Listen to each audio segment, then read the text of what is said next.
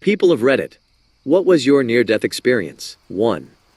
In 2015, when I was 24, I was staying at a friend's house. She fell asleep, so I decided to go to Walmart to surprise her with some cupcakes she had mentioned earlier. As I walked through the store, I felt short of breath and dizzy. I figured it was the start of an upper respiratory infection and carried on about my shopping. The next morning, I woke up on my friend's couch. She was cleaning, so to be nice, I jumped up to help. I walked over to a trash bag she placed by the door, picked it up, and took it to the dumpster outside. As I threw the bag into the bin, I got a ringing in my ears, and my vision began to tunnel, like when a grenade goes off in movies. I could barely breathe, and my body got heavy. I slumped onto the dumpster, breathing a million miles a minute. Panic transformed to a state of bliss and acceptance, and I felt warm, in no pain whatsoever. Everything was dark. I couldn't hear, see, or feel anything except my own breath. I was dying. And I was okay. Maybe 10 seconds later, my vision came back and I caught myself sliding down the dumpster. I picked myself up and slowly stumbled back into my friend's apartment, where she was still cleaning. "I have to go," I said. "Something isn't right." She was confused and just said, "Okay, bye." I got in my car and drove home. I called my mom when I got there and said I wasn't feeling well and was going to take a nap. She could sense something was off, so she basically demanded I go to the hospital. At first I was apprehensive and sure it was nothing, but ultimately decided to go. I got to the ER and told them my symptoms. They took it very seriously, and their pit crew of specialists and techs hooked me up to all kinds of IVs and machines. An EKG and CT scan later, I found out I had bilateral pulmonary embolism that caused right ventricular failure. I was admitted and treated at the hospital for 8 days. They put me on a bunch of meds, and I was told I needed to take my health more seriously, as I was very lucky to have survived the whole ordeal. The hardest part of it all is that I don't look at that moment with fear. I understand now that death has a chance to be a beautiful, peaceful experience. Morbid as it may be, if I could choose a way to die, I would choose that exact same way over again. 2. Home invasion. Hanging out at a friend's house with a couple people on the back porch, drinking, smoking, listening to music, enjoying a nice summer evening. My best friend, a drug dealer at the time, told us he was going to the local metro stop, 10 minutes walk from the house, to make a deal and he'll be back. Well, the guys he sold to followed him back to us. I still remember thinking in my drunken haze, why are these guys wearing gloves and masks in the summer? Lee.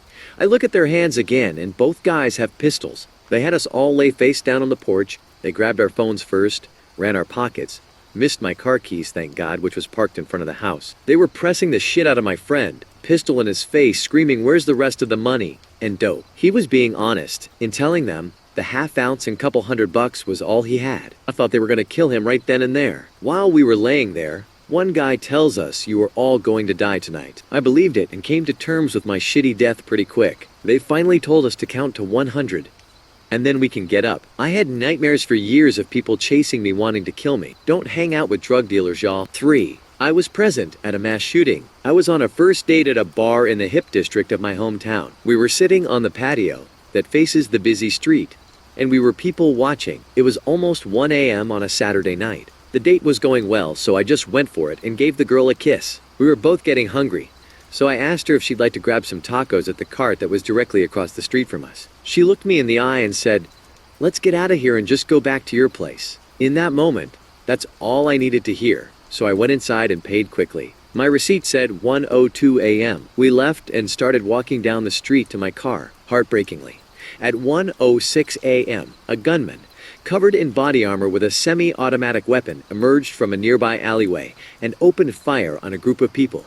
The people waiting in line at the taco cart. In under 2 minutes, he killed 8 and injured 26 people. We saw it all happen, and I pulled my date into a little alley alcove, which is outdoor seating for another restaurant, and we hid under the table until the police, who regularly walk and patrol that street on the weekends, shot and killed the shooter. We saw people die. Bullets came our way, but luckily didn't get us. The whole thing was over in about 90 seconds. It's been a few years, but I still get nervous in large crowds. That part of town was such a safe space for me, and it never felt like something like this could happen. But it does, and it happens a lot. 4. Years ago, I was helping a friend renovate his basement. There was around 10 sheets of drywall leaning on a spot on that wall I needed, so the two of us just had to move it over like 4 inches so we would lean it off the wall, then budge it over. I was right in the middle of the stack, so the last push we pulled them back a little too far so it was leaning towards me. Once we realized, we both started pushing like crazy to get it back to the wall. But it was way too heavy. It only took a second or two before it was tipping over on me, and when I was falling I was thinking, no, this isn't how I die. As approximately 1,000 pounds was tipping over on me and there was nothing I can do about it other than watch it kill me. But there was a fucking children's bookcase lying on the floor next to me. The drywall caught the side of the case. I landed on my back and my right foot was still planted, so my knee was sticking straight up. The drywall caught the side of the bookcase, created a new 40-degree taper, but stopped it less than an inch from hitting my knee. I somehow landed in that incredibly small window, where I'd be completely unscathed. I just remember thinking, this is how I cheated death, with a fucking children's bookcase. 5. There is something primal about drowning. That fear is hardwired into the human mind. You don't have to experience drowning firsthand to know what it feels like. You're desperately trying to breathe the water that has engulfed you. Your lungs start to swell with the water that has slipped past your airways. You claw at the water trying to pull yourself up. I found myself doing all of those things. The futile water breathing, the ache of wet lungs, the flailing upwards to the surface. That's how I knew I had been drowning, when the surface erupted around me. I was pulled out by a strong yet familiar pair of arms onto the deck of my family's old pontoon boat. I didn't have the strength to move yet, so I stayed on my back, gasping for air. The bracket for the trolling motor dug into my back. I looked up to see who had rescued me from the water. Standing over me, silhouetted against the sunset, was my grandfather. But this was not the man I saw when I closed his casket. This was not the man I saw on his final fishing trip. This was not the man who had taught me to throw a rubber worm into the weed beds for bass. This was a man I had only seen in photographs. His hair was still gray, but he was thin and still muscular. He wore the same horn-rimmed glasses, yet he puffed on one of the cigars he had given up before his grandchildren were born. Where am I? We're on the lake, in front of the big island, past cabin 8. As I stood, I counted the 8 fishing cabins nestled in the forest. The vast swaths of birch and evergreen trees filled every mile of the shore. We were in front of the big island, over the drop-off, where the lake goes from a depth of 10 feet to 30. This is where I lost my favorite spoon, when a pike bit through my line. The lake rarely had more than 2 boats on it, even including ours. Still, there were always a few people on or around the lake. Even with the houses obscured behind the trees, I could always sense other people in our cabin. Now I had no such feeling. The only people on the lake, maybe on the entire forest, were my grandfather and me. We're heading for the back of the lake. Get your rods ready. My poles and tackle boxes were in the back of the boat where they always were. The normally cluttered rear of the boat was clean. I had never seen it like that. It was just my gear and his and the gas can. I tied my hooks on as he pulled up both anchors. I only had one of my normal rods, the 6-foot pole I got for my 13th birthday. The other was my childhood bass, RLD. It was a stiff, all-purpose piece of gear. It was something that could stand up to the clumsy casts of an 8-year-old. It was a pole I set aside when I found something more suited to my specific tastes. It was the pole I kept ready for years to give to the woman who would be my wife. Are you ready? I think so. He took his rightful place in the captain's chair. He turned the key in the ignition. There was a whiff of gasoline in the air, and the outboard motor roared to life. We inched forward across the mirror surface of the water. My grandfather slowly pulled down on the throttle, and the boat launched forward, faster than he had ever seen him take it. The motor roared in agony as we sped across the lake. Both pontoons skipped and skittered just above the surface, only lightly breaking the tension of the water. The ride was bumpy and unsettling. As the boat reached its fast possible speed, my grandfather aimed it for the back of the lake, for the spot in between the lily beds where I scattered his ashes. The motor's banshee roar blocked out almost all sound, and the winds that kicked up around us blocked the rest. We hit a small wave, and my childhood bass rod tumbled over into the water. My pole! Just leave it! I can't go on without it. You can go back for it, but I can't stop this boat. I could continue on with my grandfather, towards the back of the lake that was now hidden over the setting sun, or I could dive in for my pole. I opened the back gate and dove off the side of the boat. I only circled back when I knew the stainless steel propeller was safely behind me. I swam back and dove down into the murky depths of the lake. I could faintly see the shimmer of the hooks. I reached out, grabbed the pole, and tightened my grasp around it. And it was then that I awoke back in my bed. The world was still darkened by sleep, but my heart was racing. It was pounding against my ribs, trying to beat itself out of my chest. In a haze, I was driven to the emergency room. I knew it would be a long time before my grandfather and I spoke again. 6. In 2016, about a month after I had a cardiac ablation, and I'd been out about 4 weeks and recovered just fine, I was swimming with my 6-year-old daughter in a large community pool. There wasn't anyone else in the pool. I swam the length of the pool over to her underwater, but something didn't feel right, and as I came up, I couldn't get a breath at all. I jumped out of the pool as quickly as I could and called for my daughter to get out of the pool. I told her that I needed her to run as fast as she could and find someone to call 911. Luckily, my daughter spotted a mother/daughter leaving the area and asked them to help. I can't remember anything except watching her run away, and later a paramedic putting an oxygen mask over me. I thought to myself, finally, I'll be able to breathe now, before losing consciousness completely. I woke up 5 days later in a hospital bed, with my entire family there. My wife explained that I had a cardiac arrest immediately when I arrived in the emergency room. According to the attending ER doc, they were doing compressions for over 35 minutes. She got to hold my hands while over 20 doctors and nurses were crammed into a room keeping me alive. When they finally got a pulse, they rushed me to get a CAT scan to see if there was something wrong with my heart. If the ablation had caused problems, they were going to stabilize me and send me to that hospital. At the end of the scan, I coded again. My wife describes waiting outside the CAT scan room and seeing the doors fly open with an orderly on top of me starting compressions again. 25 minutes later, they got another pulse. However, the doctors told my wife that given my lactic acid levels were 17 mmol/L, the prognosis wasn't looking good for living through the night. And even if I did pull though, they weren't if there was any brain damage. They induced a coma to keep me stable. They didn't transport me because it turns out there was nothing wrong with my heart. My family later told me that the hospital neurologist indicated that although there was damage to the brain in some areas, it would heal on its own. For the first 3 days, I thought the year was 2006. I couldn't tell time on a clock or subtract numbers. My family didn't know what to expect, but after a few weeks my memory came back without any issues. Many ask why it happened. The ER doc told me he brought up my case to the other doctors. The best they could surmise was a perfect storm. I was still recovering and taking Levaquin for pneumonia that contracted during my ablation. I was also taking beta blockers. And I was prescribed Donatol by a walk-in clinic for intestinal discomfort. The combination of those drugs, coupled with my holding my breath for so long underwater, caused respiratory arrest and then cardiac arrest. The head ER doc came up to see me while I was recovering at the hospital. He was almost in tears telling me that they have plenty of cardiac arrests, but never for that length of time. He told me so few of the arrest patients can walk and talk, and gave me a big hug. I still go back every year to the hospital, deliver a thank you to the staff, even though many have moved to other facilities. Cherish every day, every single day you have. 7. Had a overdose-induced seizure in November. It was harrowing, I kid you not. I felt the last 3 hours between me having the seizure and being put in an abundance, constantly repeated. I felt myself counting from 100 to 0, or Z to A. In a struggle to keep focused cause, I felt myself drifting off. According to one of the cops that tried to help me, I was fighting back so hard that I accidentally broke from my restraints on the gurney and hit my door, nearly breaking it off its hinges and cutting a tendon on my hand.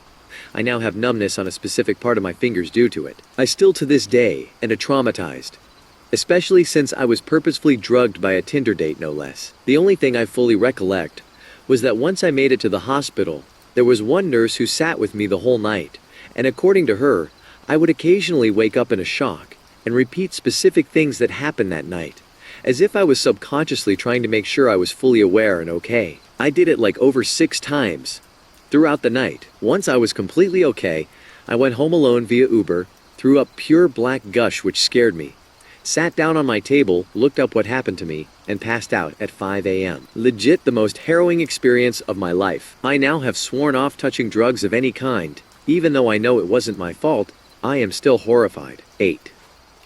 19 years old, 2021. March. Forgot the day. I had bought some Mollyform, one of the guys I've worked with.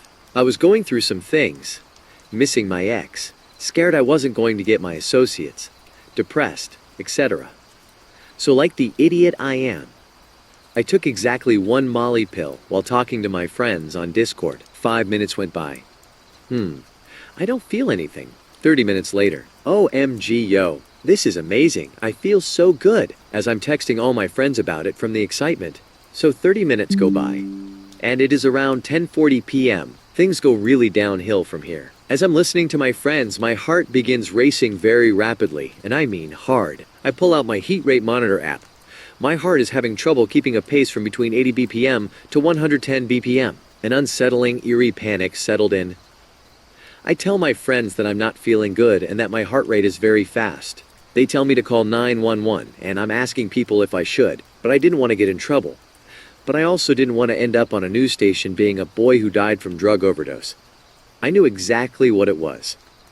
I had taken too much of a dose of whatever was in those Molly pills. 3 hours go by, so around 1 o'clock I'm still talking with my friends on Discord and debating if I shall call 911. My heart rate was still abnormal. This time it got worse. Measuring my heart rate at around 110 to 120 BPM, my friends insist I should call 911. But then again, I'm very scared I'll get in trouble, so I hang on a little longer. Everyone leaves the Discord chat and wishes me the best, and one guy desperately urges me to call 911, but I wouldn't.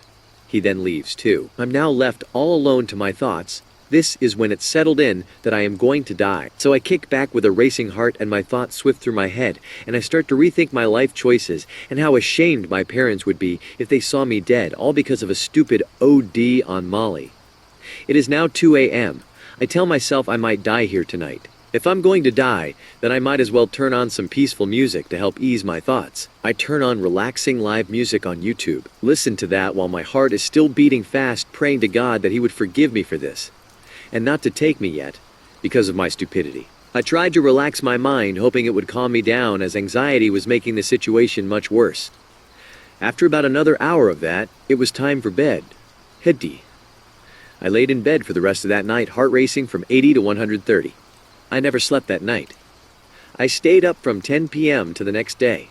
After the morning came, my eyes began to bug out and my vision became blurry. Turns out, as I looked it up, it's a symptom of MDMA overdose. My symptoms from the OD became better over time. I thank God till this day He spared me, because I could have easily died from a heart attack resulting from overdose. Wara, please don't do what I did. Thanks for listening. 9. I was riding my motorcycle to work. Every morning I used to get yelled at by my wife, then girlfriend, to wear my helmet, and we lived in a state that did not have a helmet law. So I put on my helmet and took off down the road. I would usually get to the light at the end of my street and take off the helmet and place it on the back of my bike and ride the rest of the way to work without it. Well, as luck would have it, the light was green and I never got stopped and ended up keeping my helmet on. As I turned onto the main road, I started to accelerate and got up to about 60 miles per hour. I was in the right lane with a car behind me, and to the left of me, there was a curb to the right.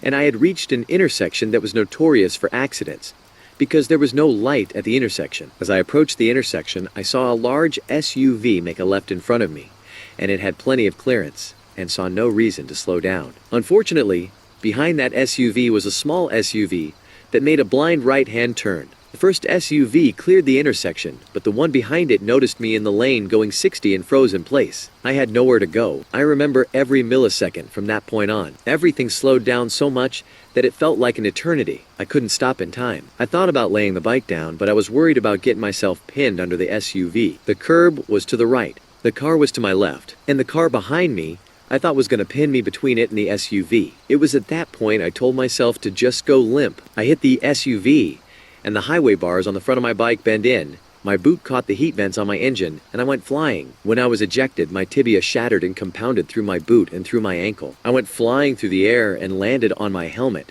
cracking it down the middle and breaking in half. My collarbone separated from my chest. I remember the moment of impact with the car, flying through the air and landing. All in all, I ended up with a broken/compound fracture in my ankle, separated collarbone, and road rash on my shoulder and forearm. When I hit the ground, I immediately sat up, looked around, and thought, holy shit, I'm still alive. I made it. I was extremely lucky as well, because an off-duty EMT and nurse were driving by. They laid me back down and called an ambulance. My life didn't flash before my eyes, but I sure do remember every second before impact, flying through the air and landing on my head. I'm lucky to be alive. Needless to say, I married that beautiful woman who yelled at me that day to wear my helmet. She's my guardian angel. I spent 6 days in the ICU, had to wait 24 hours for surgery due to excessive swelling, and racked up $180K in medical bills. I ended up only getting $1K after paying out the medical bills. repaying my parents for the bills they covered for me, and paying my lawyer. But I knew that my girlfriend was going to be my wife. She stuck through almost a year of rehab and recovery. We had only been dating around 9 months when it happened. Now, 13 years later, we are happily married and living our best lives together.